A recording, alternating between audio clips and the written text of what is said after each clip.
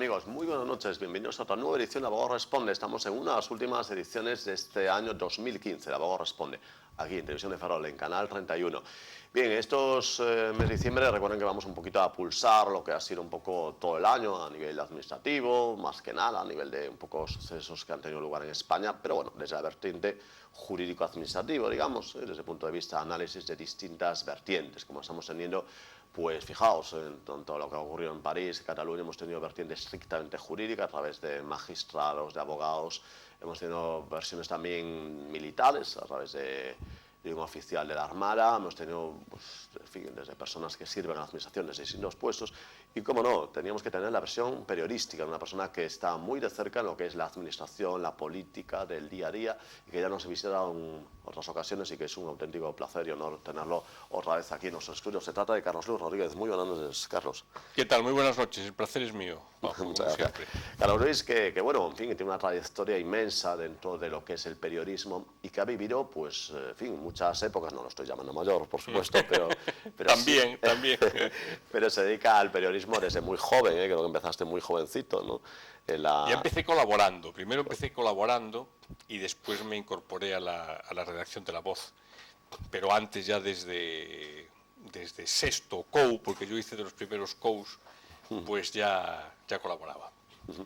Muy bien, pues esa, en fin, experiencia inmensa que ha tenido Carlos Luis, pues ha vivido muchos conflictos, muchas épocas, ha estado en Oriente Medio, ha estado en África, ha estado, en fin, ya digo, en Asia, ha estado en América, en muchos países del mundo. Se ha entrevistado con dignatarios, pues, de lo más relevante del mundo internacional, algunos ya fallecidos. Y bueno, pues, en fin, la visión que tiene es casi única, ¿no?, las que podemos tener en Galicia. Entonces, Carlos Luis, ya lo primero, antes que aterricemos en temas concretos, ¿tú recuerdas años como este 2015? Digo, en fin, de esta relevancia, sobre todo en Europa, porque bueno, en Asia, incluso en América sí, claramente el 11S, pues Estados Unidos obviamente dejará mucho más pozo. En Asia, pues por supuesto, con, digamos, los conflictos que tienen a menudo, pues en fin, no sé si este será el más convulso. Pero a nivel europeo, y ya no digamos español, ¿recuerdas llegar a diciembre y decir, uff, no, vaya año, o si recuerdas años tan trepidantes? Yo creo que el mundo tal como lo conocíamos cambió con el atentado de Manhattan, de las Torres Gemelas, y ese cambio se agudiza con el atentado de París o con los atentados de París. Yo creo que son dos fechas que los historiadores del futuro, que nosotros no veremos, pero son de esas fechas emblemáticas que marquen un antes y un después, ¿no?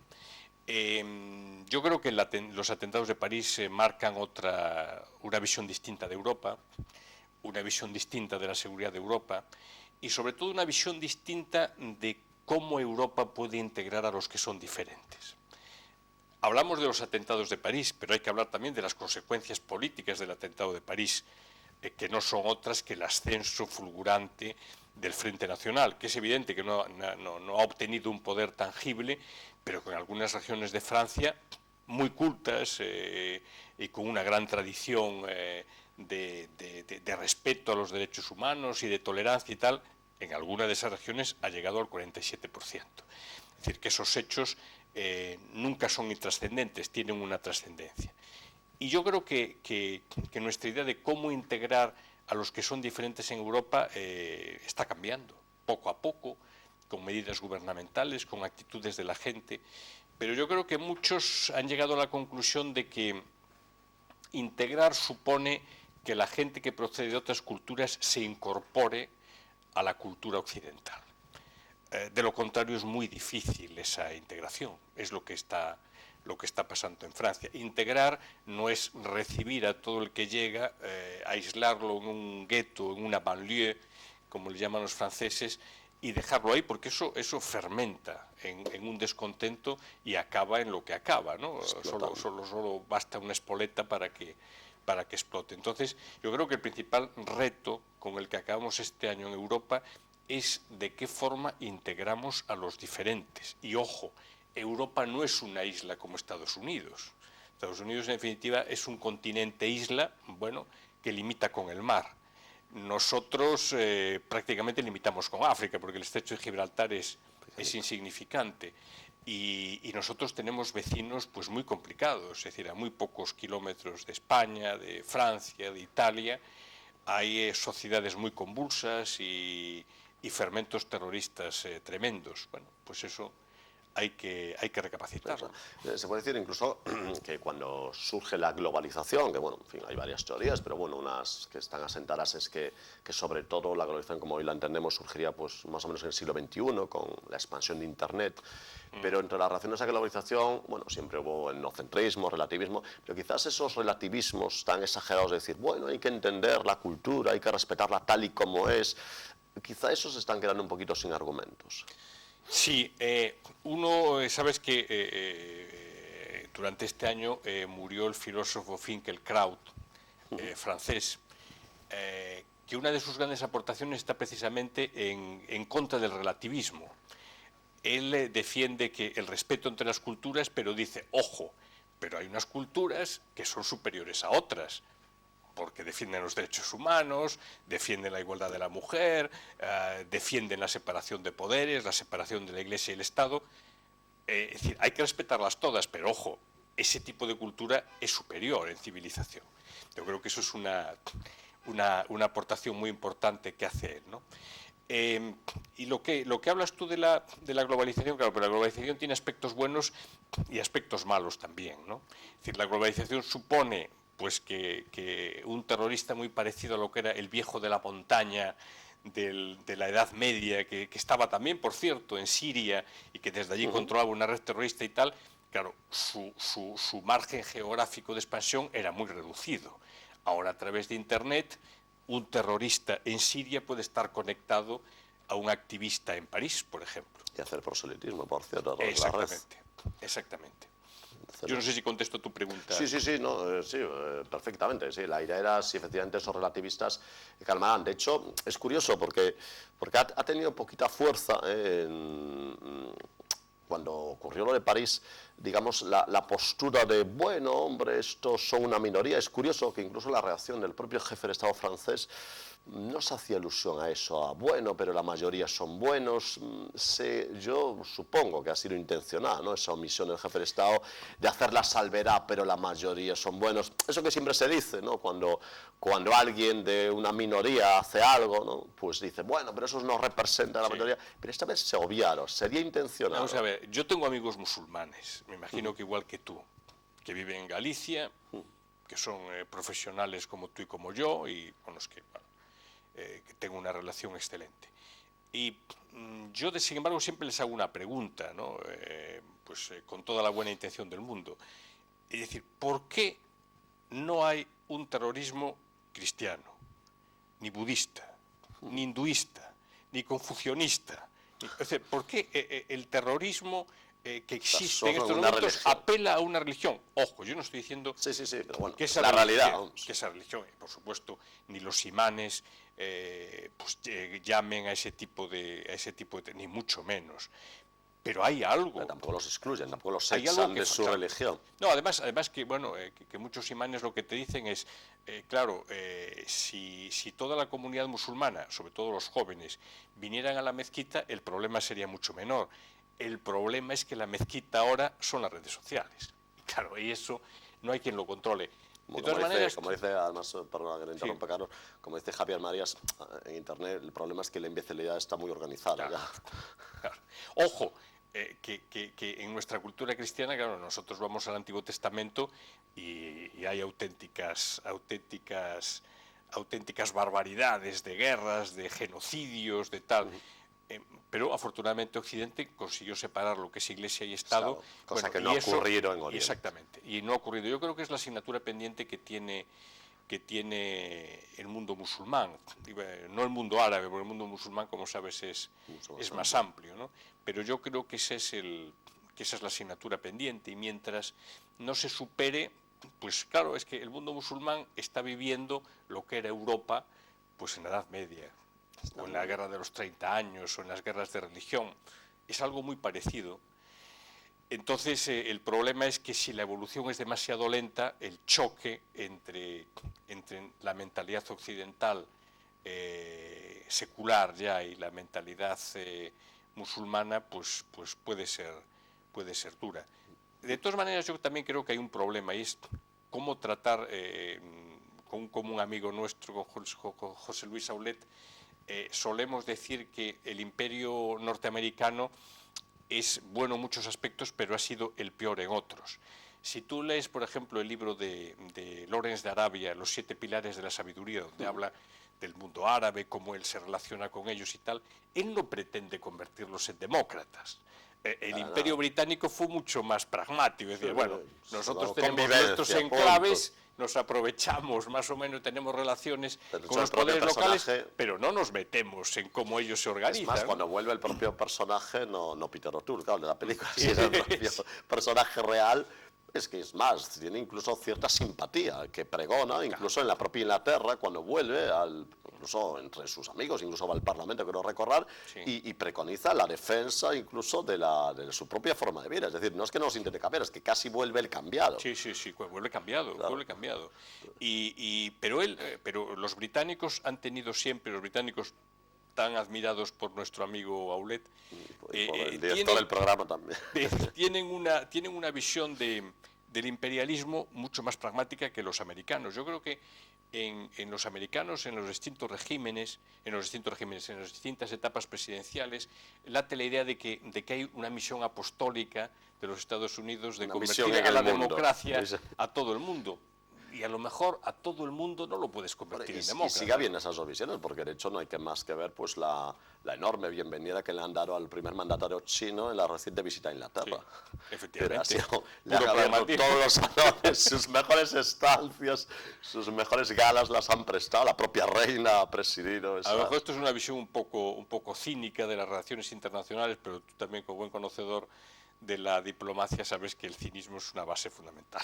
Vale. Y unas cosas, hablando un poquito de las reacciones de lo que ocurrió en París, que sin duda es lo que más ha marcado el mundo, ¿se puede decir que se han visto un poquito como el rey está desnudo? Digo a nivel de la Unión Europea, porque los ha acogido todo esto a contrapié. Es decir, no es que no haya ejército en la Unión Europea, es que no hay nada, prácticamente a nivel de defensa. Quiero decir, Francia ha pedido que se le ayudase y el pobre jefe de Estado ha tenido que invocar un artículo del Tratado de Lisboa para que le hagan una tímida declaración de ayuda que está aún por concretar.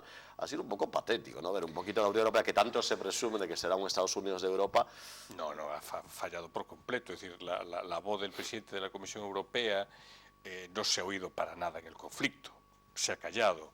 La voz de la teórica ministra de Asuntos Exteriores europea, que es la italiana Federica Mogherini, no se ha oído para nada.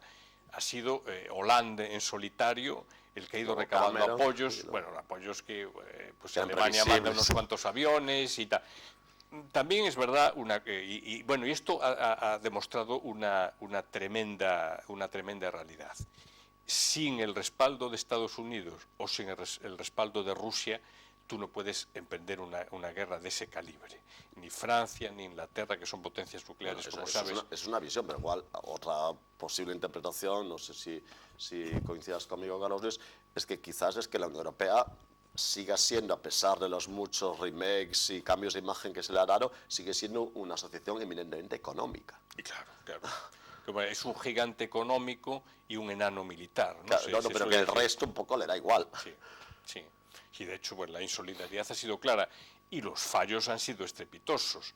Acabamos de saber que las autoridades belgas tenían localizado al principal terrorista de los atentados de París y no entraron porque una ley belga de no sé hace cuánto tiempo impide la entrada, el registro de domicilios durante la noche. Bueno, eso es algo insólito. Así es muy difícil vencer al mal absoluto.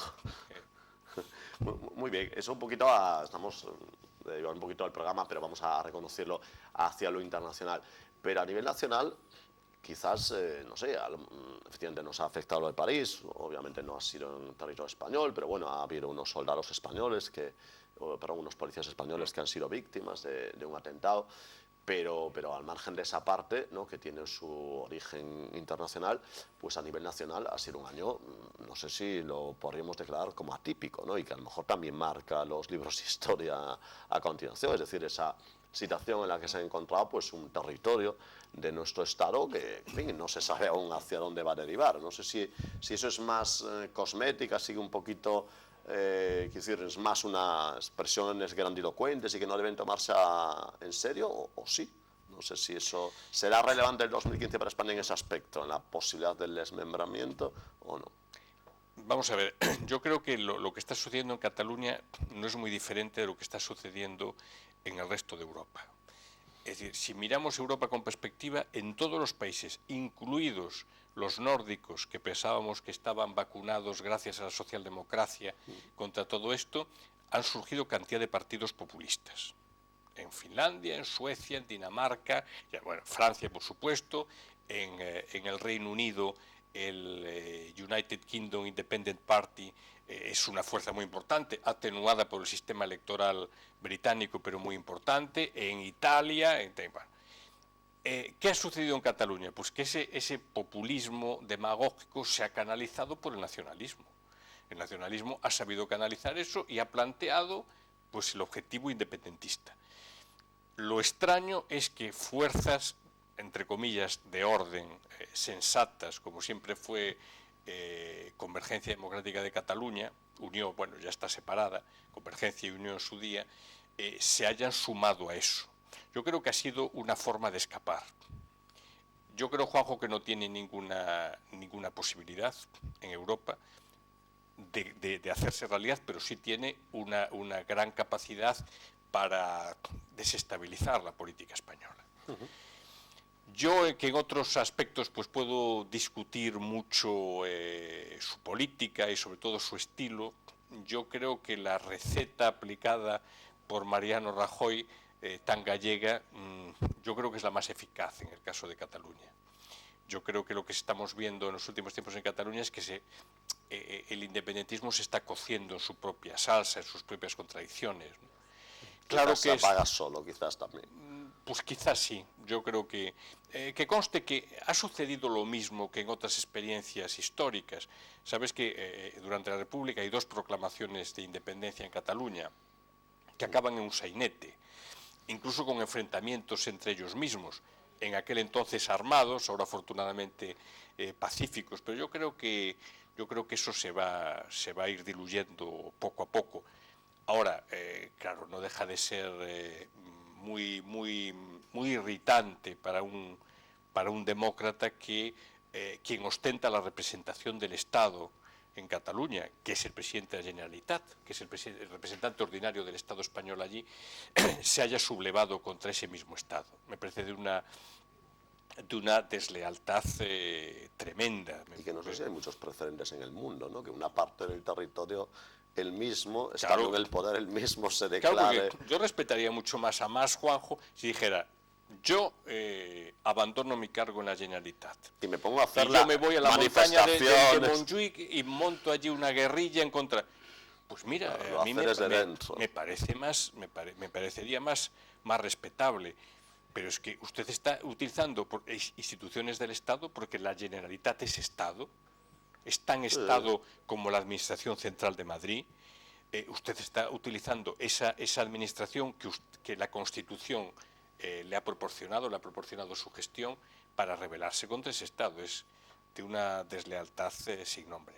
No sé si alguna vez la Fiscalía llega incluso a proponer la persecución por malversación de caudales y efectos públicos, claro, como auténtico tipo del Código Penal. De todas formas, efectivamente puede que se desarme solo, pero bueno, por el momento lo caso es que la cosa sigue un impasse y bueno, en fin...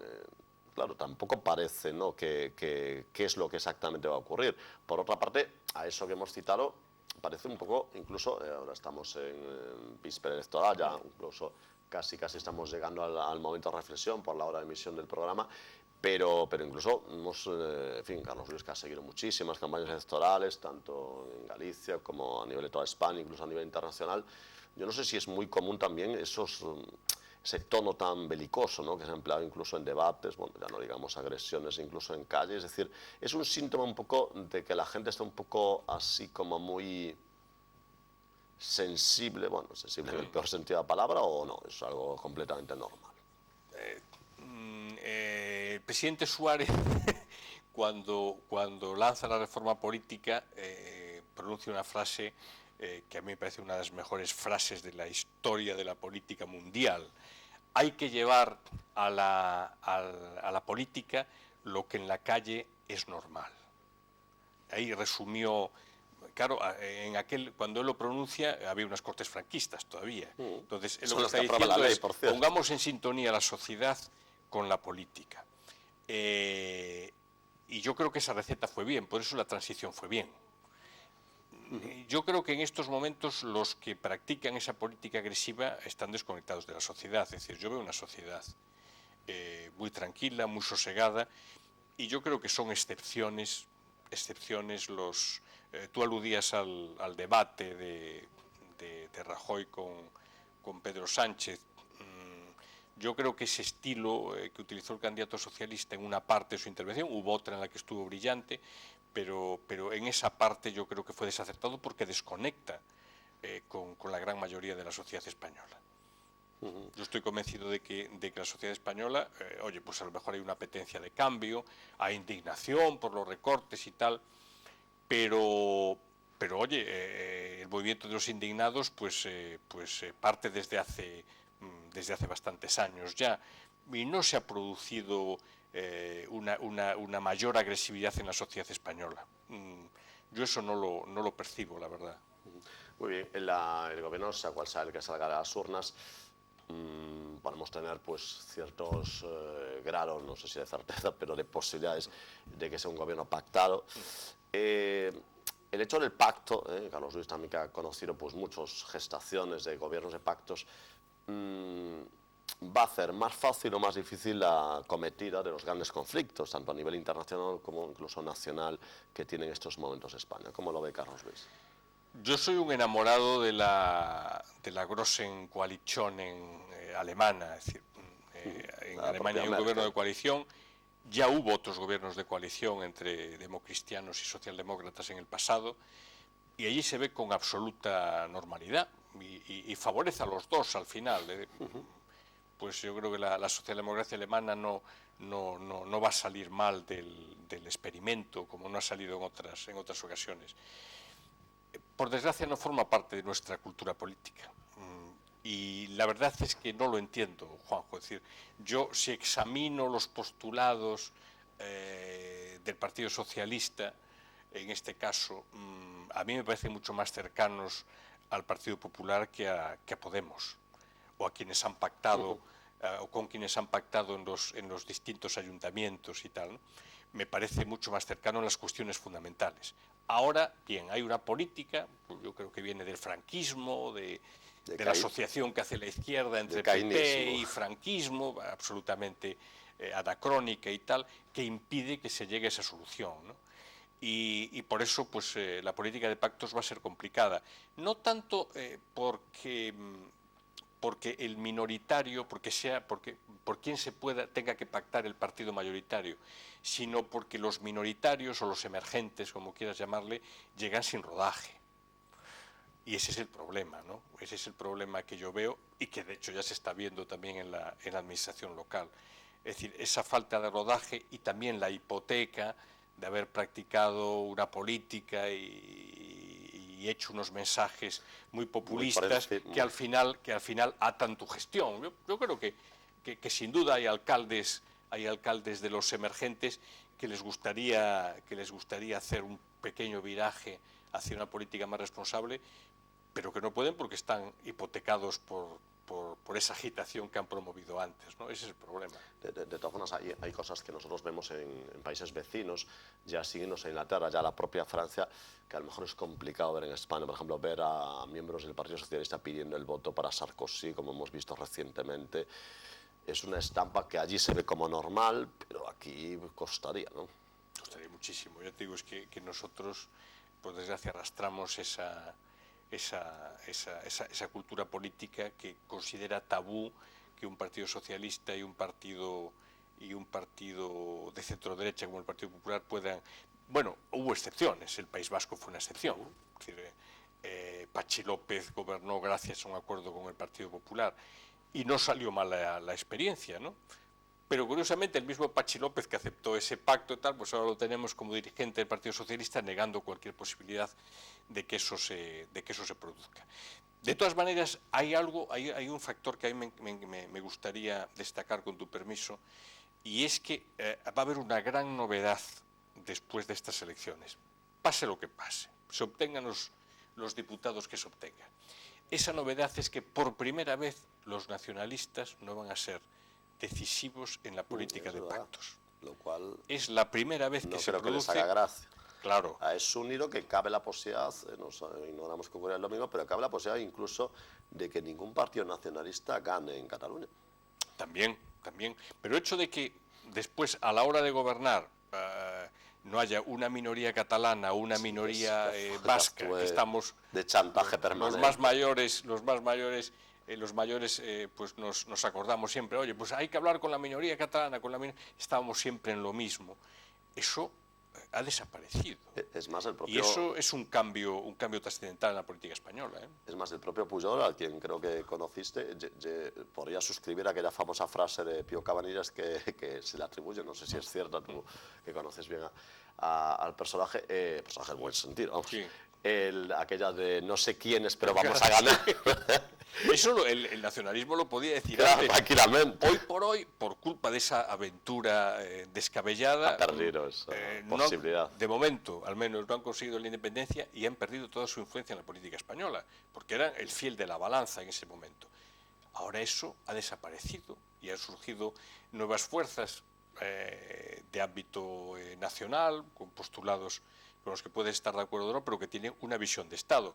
Yo qué sé, Podemos, a la hora de plantear su política en Cataluña, ahora tiene que tener en cuenta a sus votantes andaluces, a sus votantes castellanos, a sus votantes gallegos. Ya es distinto. Yo creo que ese es un cambio trascendental y positivo. A mí me parece positivo.